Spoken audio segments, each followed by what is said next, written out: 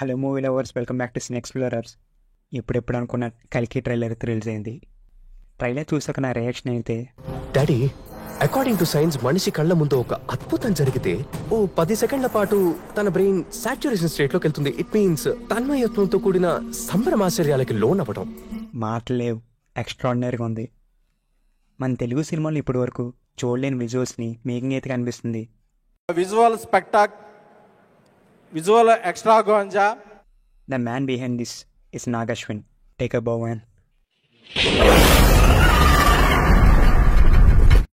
తనకున్న క్లారిటీ ఏంటో మేకింగ్ చూస్తే అర్థమవుతుంది. మన ఇండియన్ సినిమా డైనమిక్స్ని మార్చిపోయే ఒక సినిమా అందిస్తున్నట్టు ట్రైలర్ చూస్తే అర్థమైపోయింది. మంచి క్వాలిటీని 600 crores బడ్జెట్తో తీసుకొచ్చారు. కొందరు ఉంటారు, ఇంకా కొంచెం పక్కన పెట్టేస్తే ప్రభాస్ చాలా రోజుల తర్వాత కొంచెం కామిక్ రోల్లో కనిపిస్తున్నారు. అమితాబ్ బచ్చన్ రోల్ అయితే ఇంటెన్స్గా ఉండేలా ఉంది. దీపికా పదుకొని లీడ్ యాక్టర్స్ అనుకున్నాం, కానీ ట్రైలర్ చూసాక తను ఒక ఇంపార్టెంట్ రోల్ అని తెలుస్తుంది.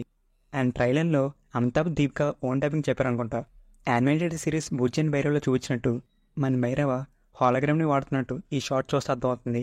విజువల్స్ మేకింగ్ పక్కన పెడితే మ్యూజిక్ అయితే థీమాటిక్గా ఎక్స్పెక్ట్ చేశా, బట్ అలా అయితే లేదు. దానివల్ల ట్రైలర్ ఒక ఫ్లోలో లేదనిపించింది. బట్ కొన్ని కట్స్ అయితే ఎక్స్ట్రాడినరీగా ఉన్నాయి. ముఖ్యంగా కురుక్షేత్ర వార్ షాట్ అయితే గూస్ బంప్సే. ప్రొడక్షన్ డిజైన్, ఆ వరల్డ్ బిల్డింగ్, ఆ ప్రాప్స్, ఇవన్నీ మంచి కేర్ తీసుకున్నారు. మార్నింగ్ అయితే ఒక ట్రైలర్ లీక్ అయింది. ఆ ట్రైలర్ అని ఇప్పుడు రిలీజ్ చేసిన ట్రైలర్ రెండు వేరు. హాలీవుడే బొక్క అనే ఫీల్ అయితే ఈ ట్రైలర్ తీసుకొచ్చింది. ట్రైలర్ చూసాక ప్లాట్ ఎలా ఉండొచ్చని ఒక అసంప్షన్ అయితే వచ్చింది.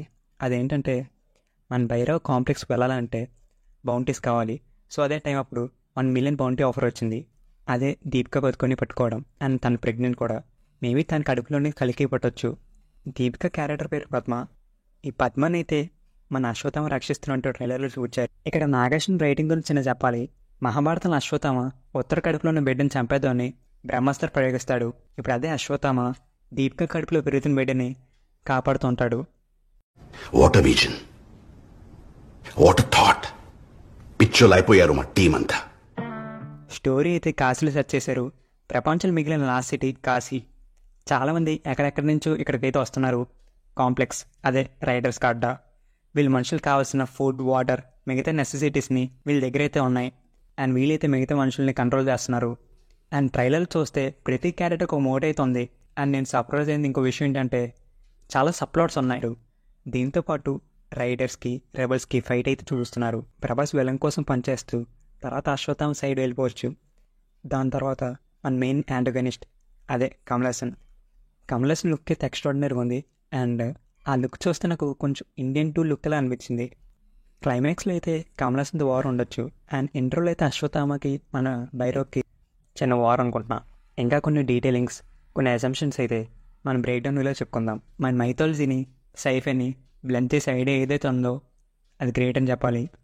ఈ మైథో సైఫై ఫిలింలో ప్రభాస్, దీపిక, దిశ, అమితాబ్ బచ్చన్, రాజేంద్ర ప్రసాద్, స్వస్థ చటర్జీ, శోభన, పశుపతి అండ్ వీలే కాకుండా ఇంకా చాలా ఎగ్జైటింగ్ క్యారెక్టర్స్ అయితే ఉన్నాయి.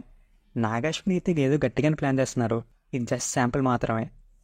ఇదనండి, కల్కి 2898 AD ఒక పార్ట్ ఎండ్ అవ్వదు. It's a universe. చిన్న లీక్ ఏంటంటే, రామన్ సీత ఈ మూవీలో ఉంటారు. ఆ రామన్ సీత ఎవరో మీరే గెస్ చేయండి.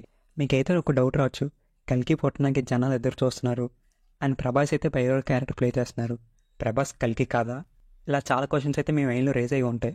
మీరు ఫస్ట్ పోస్టర్ చూస్తే హీరోస్ ఆర్ నాట్ బాండ్, దే రైజ్ అని ఉంటుంది. ఇది గుర్తుపెట్టుకోండి. నెక్స్ట్ వీడియోలో మాట్లాడదాం. ఈ ట్రైలర్ మీకు ఎలా అనిపించిందో అండ్ సీతారామ ఎవరో మా కమెంట్ సెక్షన్లో కమెంట్ చేయండి. నెక్స్ట్ వీడియో మీ ముందుకు వచ్చేస్తాం. అందరికీ టాటా.